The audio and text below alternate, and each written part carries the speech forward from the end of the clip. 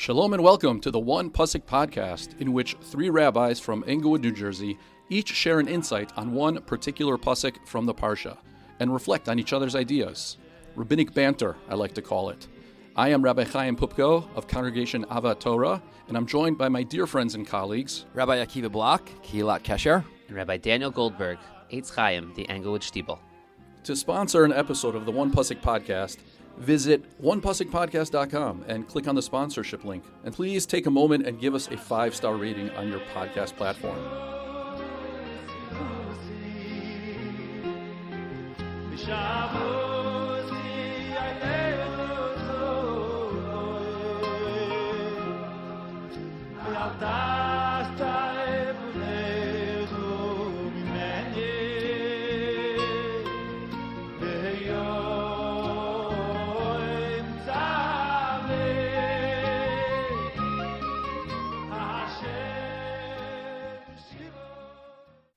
This week's one pasuk for Parshas Vaeschanan is Perek Gimel, pasuk Chavav. The very beginning of the parsha, Moshe davens to Hashem and asks and pleads to allow him to go into the land and to see the land of Israel. Ebranav eres haaretz hatova asher be'ever hayarden. Moshe wants to go in the worst way to see the land of Israel. And Hashem's response is our pasuk, Vaisaber Hashem bi Lema'anchem.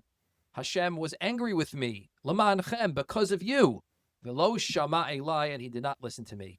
Vi'yomar Hashem Elai, Ravlach. Hashem said to me, enough.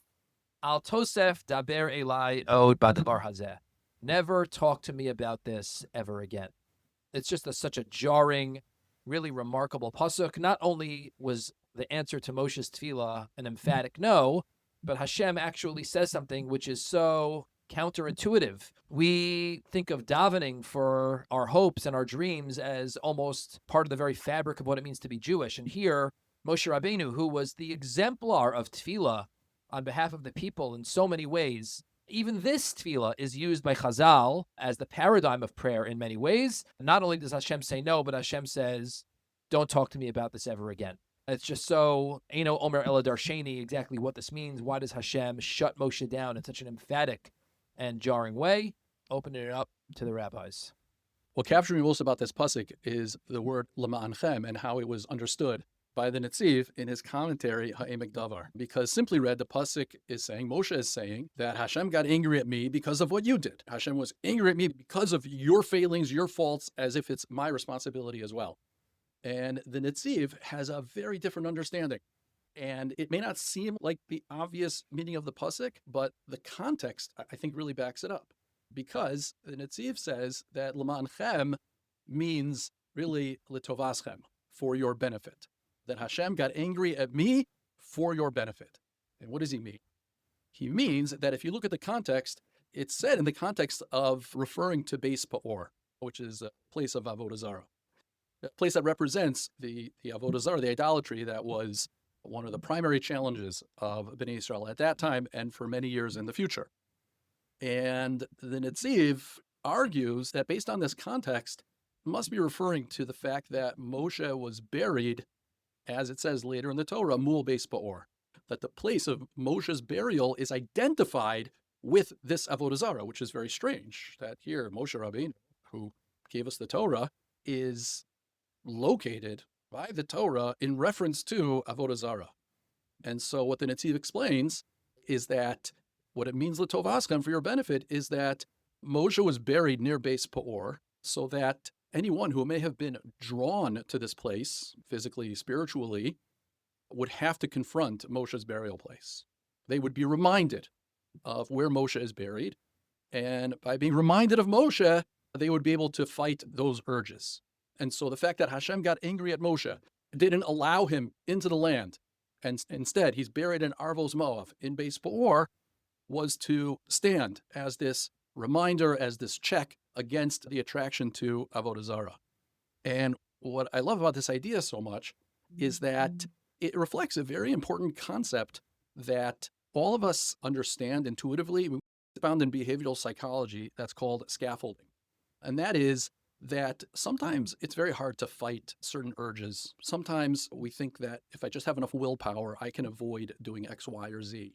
But what we really have to understand is that some urges are harder than others, and some temptations are more difficult.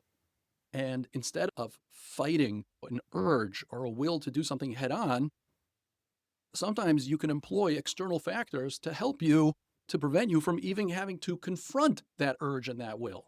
And so scaffolding means to build external structures to help you with the challenges. So for instance, very simple, if a kid is doing homework and they're distracted by their phone, scaffolding means to put the phone elsewhere, put the phone in a different room.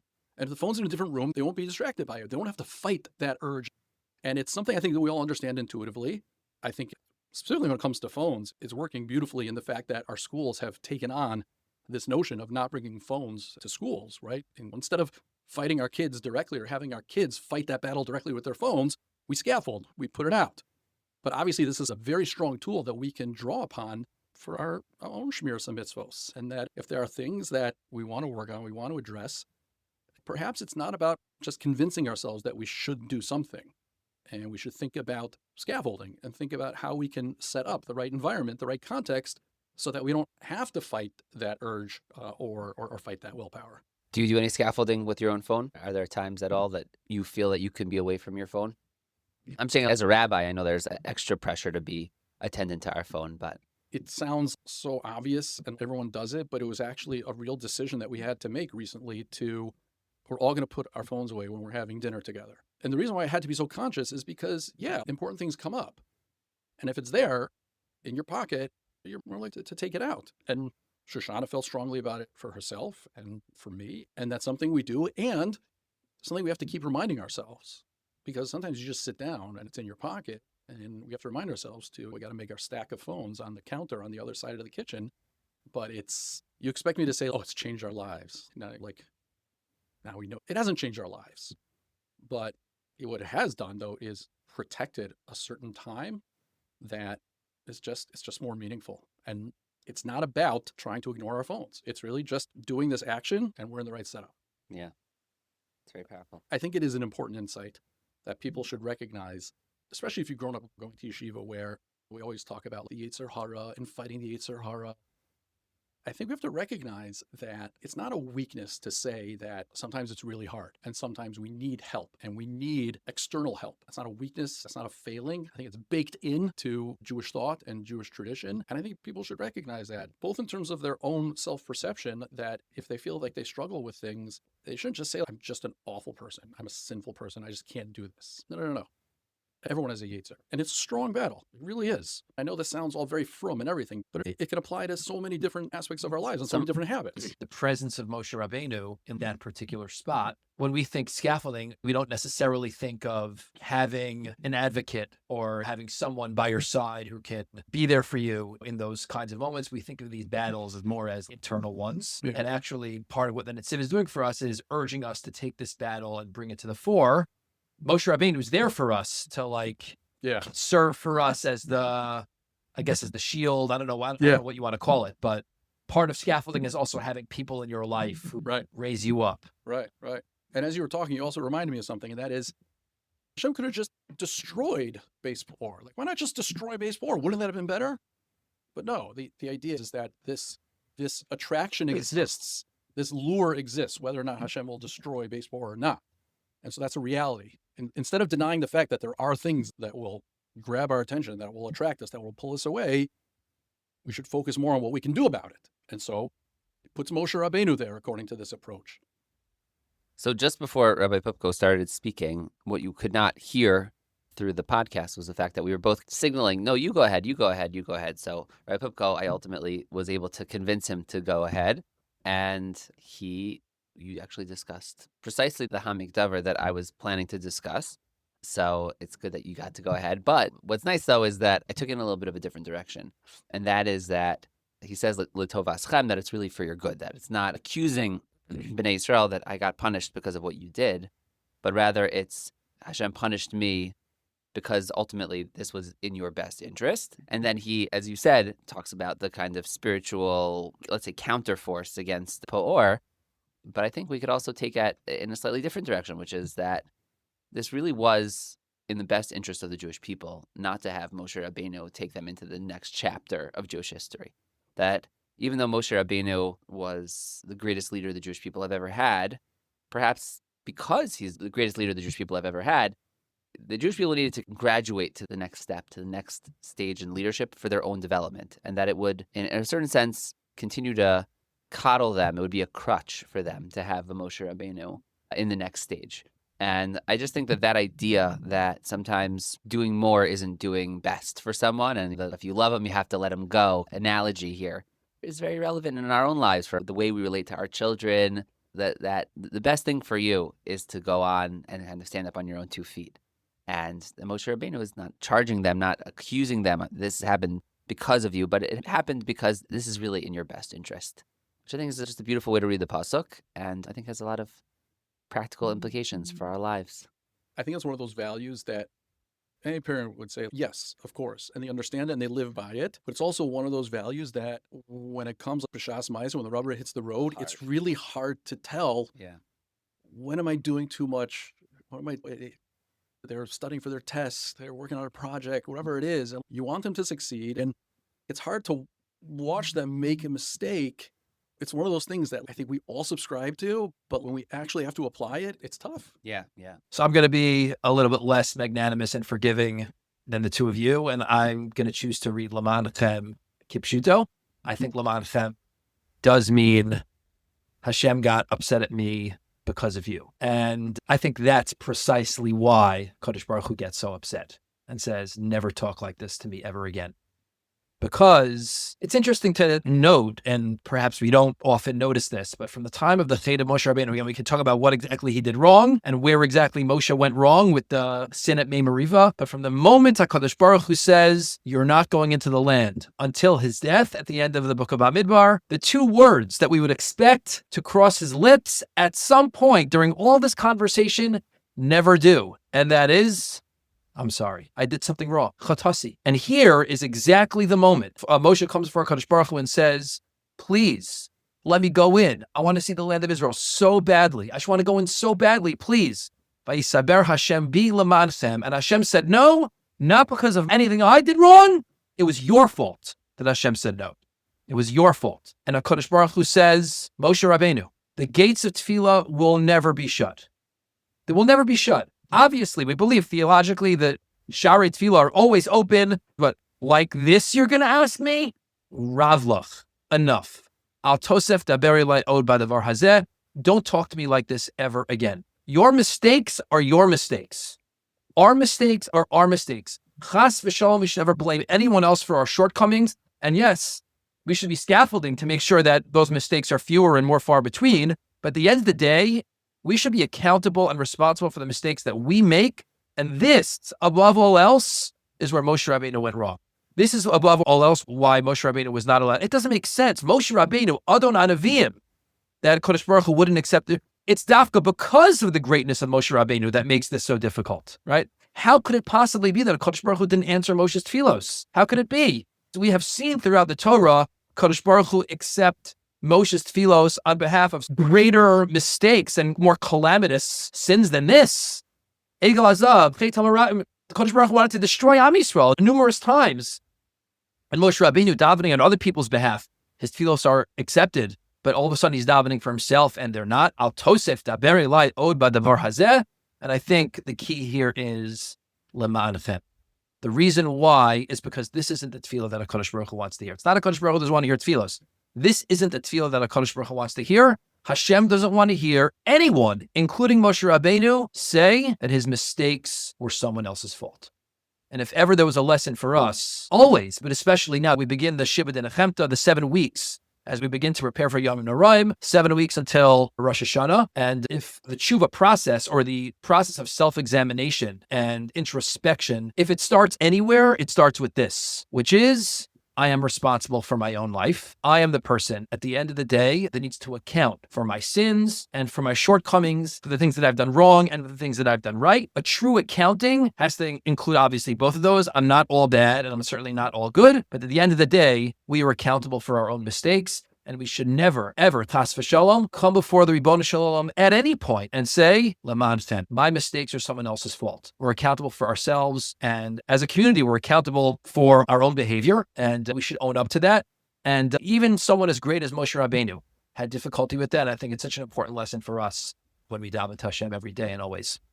As you were setting up this idea, I was thinking to myself, it's an important question, right? We don't see Moshe really do tshuva for this. We see him plead. We see him give shevach to Hashem, acknowledge Hashem's power, his greatness, but he doesn't, you're right, doesn't say sorry, doesn't apologize. And so I was troubled by that. And I was trying to think about, like, how could we understand that? I can certainly accept, I'm of the opinion that our great avos were human and fallible. They're on an entirely different level that we should aspire to, but we can respectfully analyze their behavior, recognizing their great stature. But I couldn't think of something. I really couldn't think of an answer to the question, but I was looking back at the pasuk. And I think what's so striking for me about the pasuk is that this is Moshe talking, right? And so it's Moshe being very honest with the people. ויתעבר Hashem למענכם ולא שמע אלי. Moshe says to Bnei Israel, Hashem didn't listen to me. For Moshe to say that in front of the people is such a demonstration of emes, of truth, of sincerity. I'm not trying to say that, okay, that's like his acceptance of responsibility, but there's still so much greatness in how he recounts what you, Rabbi Block, are describing. Well, we should also note and add, this isn't the first time, it already appeared in Devarim, that Moshe says the same, Gam bi hisanaf Hashem biglalchem. Hashem has gotten upset at me because of you. So it is certainly true that Moshe is being honest and almost vulnerable with them and saying, Hashem didn't listen to me. Yeah. And as I alluded to before in the open, Chazal and the Gemara hold up as a paradigm this tefillah of Moshe Rabbeinu. La'olam yisader adam shvacho lifnei hamakom v'achar kat yispal. A person should always praise Hashem before they daven. What's the makar? How do we know this? The Gemara says, Vaeschanan Hashem ba'isa hilemor. Moshe buttered up Hashem. Atohach hilosa laharosa sabdachas godlachas yadcha chazaka. Hashem, you're so great, you're so awesome, you're so mighty, you're so powerful. Ebra na ve'eres aretz. Now, please let me go in. So we see from here that Moshe Rabbeinu is the model for tefillah. Whenever you daven, this is how you should daven. Right. And what's even more remarkable about this is, it's a tefillah to which the answer was no. This we're holding up as a model for tefillah, the tefillah whose answer was no.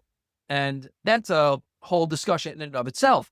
But the content, the substance of the tefillah was not problematic. Moshe's tefillahs were impassioned, they were heartfelt, they were real, they were sincere, they were authentic.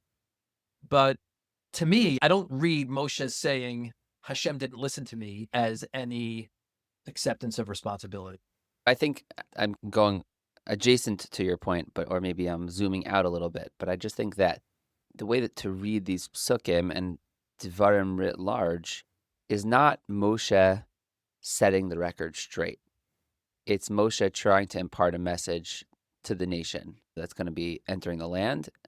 And so as you think about why Moshe frames his words in this way now, if it's like, this is my Hall of Fame speech when I get to finally shade everybody and peace out, then Moshe, you can read it in a very self-interested way. But I think that it's like, what's the most helpful thing to tell the nation? What's the best way to... life is complex. Everything is multifactorial. There was own responsibility. There was the nation. There was all sorts of elements at play here. But what's the best thing to tell the nation at this moment? And Moshe's trying to give them the musar for them, which is the way in which their behavior implicated him. It doesn't mean he's totally eschewing any. I'm processing in real time with you. It's an important point. Now you can add complexity to that by saying, well, wouldn't Moshe as a message want to model for them taking responsibility? And I understand that. Mitzad Sheni, I would say, but what's the thing that Moshe wants to give them, which is that ultimately, to some extent, I was burnt because of your behavior, and so you have to realize that your behavior ends up impacting your leader. I don't know. I'm thinking as I'm speaking with you, but I feel like that's an important nuance here. It's not setting the record straight. It's about giving the musar. A couple things. So first of all, I have no problem with... I'm not disagreeing with you. I'm trying to think it through, because I will say that my intuitive is probably worth saying also just for our listeners out there, millions of listeners around the world. It's uncomfortable, and I think a Jew should immediately tense up and say, we don't speak about Moshe Rabbeinu that way. Right? And that's okay. That's a healthy, and I definitely have that reflex. I'm just being vulnerable here. I definitely am like, oh, don't say that about Moshe Rabbeinu. So there's a little bit of that going on here, but doesn't mean that I disagree with you, but I'm working through those elements. I hope I'm being somewhat clear here. I am not insensitive to those comments. As far as the last one first, I would never say this about Moshe Rabbeinu if it's not in the pasuk. Kadosh Baruch Hu at least according to Moshe Rabbeinu's reportage, he's the one who got angry at Moshe. He's the one who gave him the emphatic no. I'm trying to understand why HaKadosh Baruch Hu got so angry with Moshe about this. Yeah. I'm trying to give my parish or an understanding to that. Yes. Right? I'm not imputing anything that I'm just trying to understand. Yeah. So were it just L'tovaschem, right? So I don't think HaKadosh Baruch Hu would say Ravla, which is a phrase never used in the Torah other than coming from the words of Korach, right? Korach is the one who says Rav Lachem. And Moshe right? to B'nai Levi. Rav Lachem B'nai Levi. Rav Lachem B'nai Levi in response, Yes. right? So I have no problem saying that there's a meta message going on here where Moshe Rabbeinu was actually phrasing it this way to teach them a lesson, which is take responsibility for your actions. Interesting. Yeah. There are many episodes where Moshe Rabbeinu's description of events are different here than they were in the primary source in the earlier books of the Torah. And this conversation between Kadosh Baruch Hu and Moshe is not reported in the primary source, but Vaeschanan ba'esahi lemor, it sounds like this took place already. And what actually happened is less important than Moshe Rabbeinu's interpretation of events. And that could be what's going on here also. The way Moshe processed this. And also, this is what I'm going to say. Also, by the way, it could very well be that it's true that למענכם. It could very well be that Moshe is 100% right. It's your fault. I'm not saying that Moshe Rabbeinu was saying something that maybe wasn't true. Maybe Moshe's behavior was entirely because of Am Yisrael, and yet the response is, that's not how we daven. That's not how we approach it. That's not how we. It's just fascinating. The response, at least the way that Moshe, it flies so in the face of everything we learn about tefillah. I'm not saying the answer is always yes. The answer is sometimes no. But al Tosef daber elai od b'davar hazeh. Never talk to me about this again. So either it's what Rabbi Goldberg and Rabbi Pupko were both saying, that it's really, this is the destiny, this is how it had to be. And Moshe Rabbeinu is obviously maybe even willing to not be the leader anymore. Apparently that was also impossible, but it sounds like there's a reason here. And it's impossible to avoid the fact that Moshe Rabbeinu, at least according to the Torah, never does tshuva. So putting those pieces together, I don't think it's such a stretch to say Moshe was a tragic figure, that there clearly seemed to have been some burnout there, like at the end of his leadership tenure, where he responds to things in ways different than he did earlier on. And this might have been part of it also, and which leads to the point that you were making, which is it's time for new leadership. Both because it's time for new leadership and also because different generations require different responses. There's obviously so much we can say about this, but I was looking while you were talking. I was still paying attention.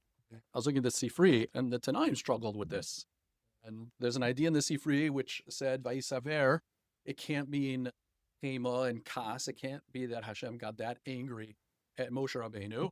Rather, they understand it homiletically, ויתעבר, just like a woman who's meuberes, who's pregnant, who's expecting, the pain can be so overwhelming that she can't even speak. That's what it means, that Hashem was angry enough that he couldn't speak about it. Which reminds me of the idea that, and it's explicit in the pasuk, that Hashem gives a certain power over to Moshe Rabbeinu, to humanity, right? By giving them possibility to do mitzvos, to daven, to influence the Rebbeinu Shalom, and however that means, right? Heref mimeni va'ash midei, right? Hashem says to Moshe, let me go, let me destroy Bnei Yisrael. And so I wonder if we could read this pasuk in that context as well, and that is that ויתעבר Hashem bi למענכם ולא שמע אלי means that Hashem has to make a conscious choice that he's going to cut off this conversation. Moshe does have the power to plead with Hashem, but this is Hashem's will. And so just like Hashem has to ask permission, kaviyachol, for Moshe to destroy the Bnei Yisrael, Hashem has to say, all right, we need to stop this conversation because you have too much power. You have the capability of tefillah. I think that's another perspective. It's the koach hatefillah, however we are to understand it. Certainly, the koach hatefillah of Moshe Rabbeinu is time-tested, and the idea that had Moshe continued to daven, things would have been different is not a stretch at all.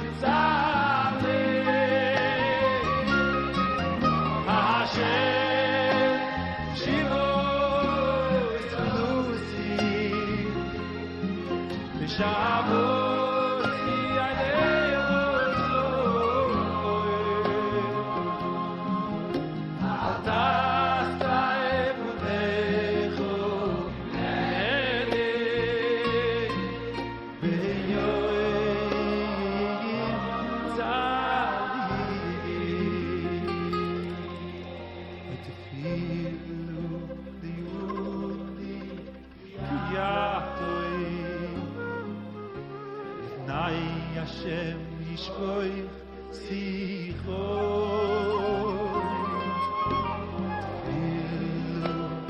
Yodi yatoim B'lifnai